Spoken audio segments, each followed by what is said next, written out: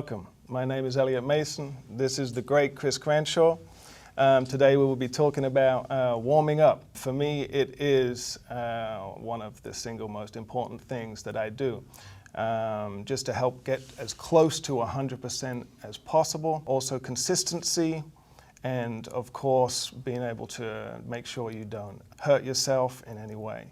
So I'm going to play a few exercises that I do, but even before I do that, just think about some of the exercises that you do when you're warming up, and think about maybe what do they do? What is the purpose of that exercise? So you're not necessarily just playing long tones or lip slurs. You're actually thinking, okay, I'm playing in the low register right now. This might help my breathing. It might open up that register, or this gets the blood to my chops. This opens up my upper range. So each exercise that you already do, you just get a little bit deeper into the understanding of it, and to help you, like I said, get as close to 100%. I start really low. Chris, what do you normally do? What's your first note? Something pretty low and something also pretty soft. I mean, you don't have to take these warm-ups dynamically. You don't have to play as loud because this is the first note of the day. So I usually choose something low, somewhere along the lines of a second partial B flat or a third partial F. For instance, I just take one note, just play.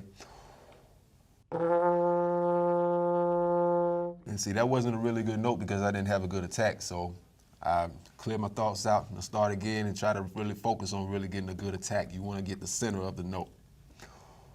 I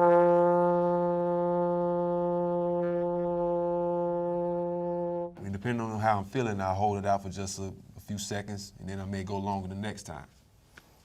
Nice, nice. So for me, also, a similar thing. It's the only time for a few minutes where I actually don't mind sounding bad.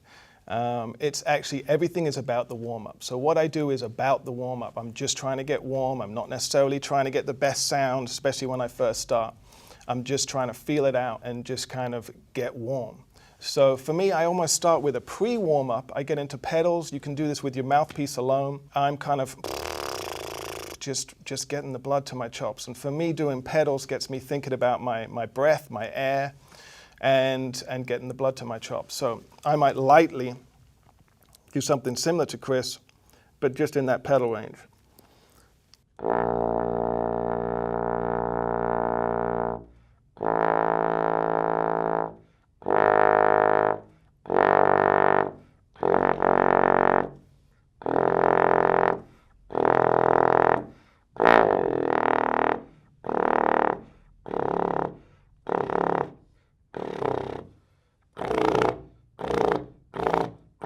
And so on. For time's sake, I was just trying to get through it, but take your time with it.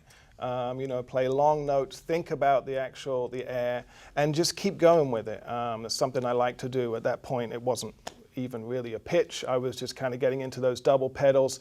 That's another thing that I like to do, even within the warm-up, is push it a little bit, just so you're out of your comfort zone. In this area, I like it because it also feels good just to warm up.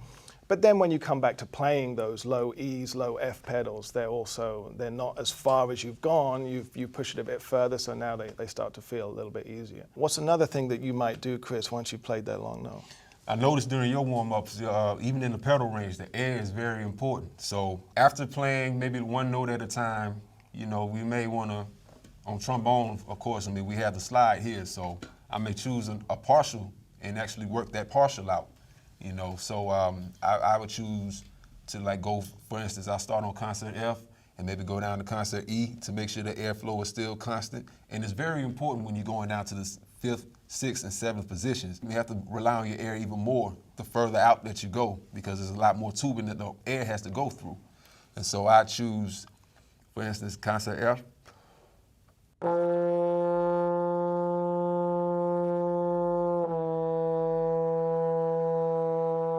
Each note for 4 counts, and then take another breath and go to E flat.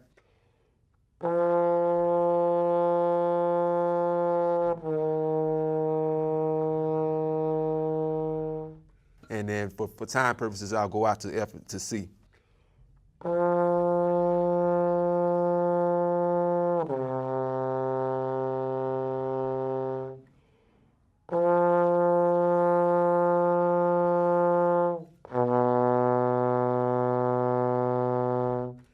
purpose for that is just to make sure that that the sound is the same as it is in first position as it is in sixth, seventh, or fifth, or whatever position that you want to go to.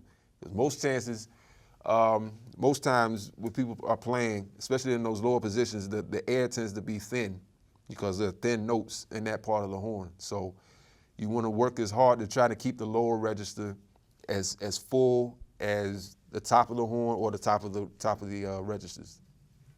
Yeah, that's something about Chris's. I mean, I've heard Chris warm up a lot, so I know how he warms up. But very precise, taking his time, and eventually we'll always get to that, what we want to be doing.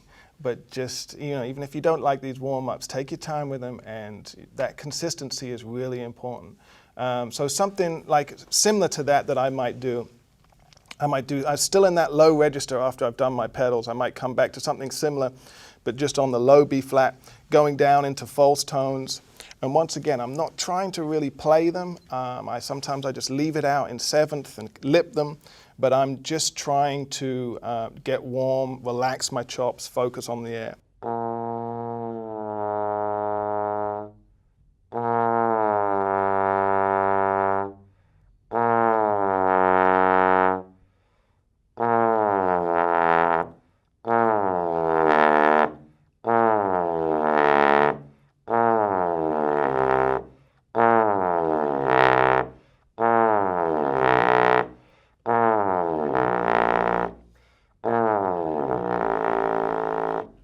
Once again, for time's sakes, I was just kind of doing it a little bit faster than I normally do it, but just slowing down, listening to the note like Chris said, listening to the air, just making sure it's consistent. And then I just get into that false tone territory and just more lipping it, leaving it out there, just letting the chops do it. And for me, that gets the blood to the chops. I start to feel a little bit warm, and from there I work up into the middle register and eventually the higher register. Do you have anything in the middle register that you might do, or longer tones? Something similar to what you were doing, except I would take it, I take it as many parts as I feel like doing. Depends on what the time frame is. And I take that exercise, the gliss exercise, and I work it either starting up in first position, or I start it down in seventh position and work my way up, and work through all the partials, for instance. Starting in sixth position, by the way.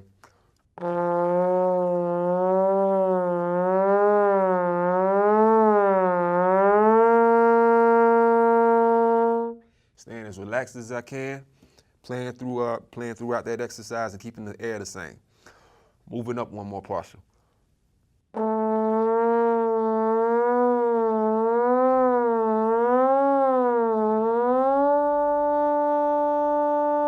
And sometimes at the end of that exercise, I hold the note out as long as I can because I have a lot more air to get out.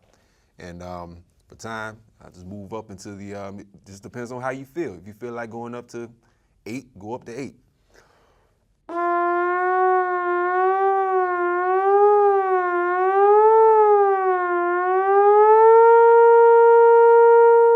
There's something along the lines of that, or I may do some two-noters.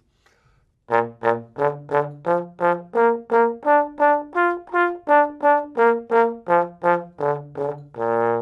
airflow and for articulation purposes, just to get that going, get that side of it going before I move on to another. All right, I like that. I like the fact that you just let the slide do the work.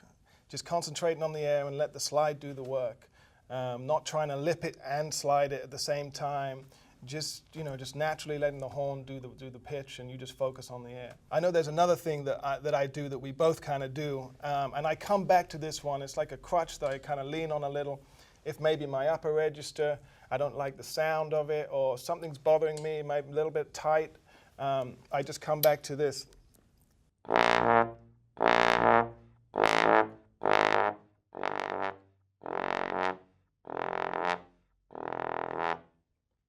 Almost just a pedal to the octave above lip slur, but it's just because it feels good.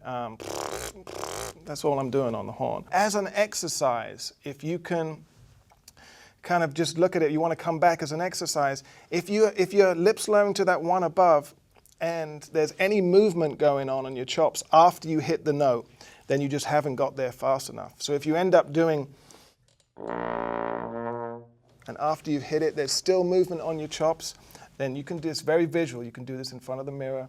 You just make sure that you're getting to where you need to get to, because like I said, it feels good for the warm-up, but this concept translates over the whole horn of just being able to lip slur from one range to another range and just being able to get your chops there so you're not lip slurring to the note, but still kind of slurring it in and smiling to try and get there in the middle of the pitch after you've hit the note. You think you let your aperture really do the work when you're doing slurs, that type of slur? I mean, it depends on where I'm at in the horn. Like there for pedals, there's no bigger movement than that. So that's why I kind of like doing it, just so I can get used to the extremes. So then the middle range, the comfort zone, and also the upper register maybe feel a little bit easier. But it is. I mean, I'll concentrate, depending on what area I'm in, the middle register to the upper register, I'm concentrating more on my aperture. And just thinking of the problem note. Which note I feel like for me is the problem that I'm having, and I kind of lean towards that one and throw away the easier note. Yeah, I mean, that lesson was very, very helpful. I mean, for not just for kids, I mean, for adults too. I mean, warming up is a very, very important part. It may be boring, it may sound boring, you know, it may not be a lot of notes, it may not be the faster, higher, stronger type of deal, but you need those warm-ups to really, really, you know, get around on the horn, and then you won't have such a bad day afterwards. Exactly, exactly. You know that day where you pick up the horn and you start playing it and you're like, man, the horn feels good today. Well, if you keep doing those warm-ups, making it important, spending some time with it, hopefully every day will be that day. Yeah, in order for you to do what you want to do, you got to do what you have to do.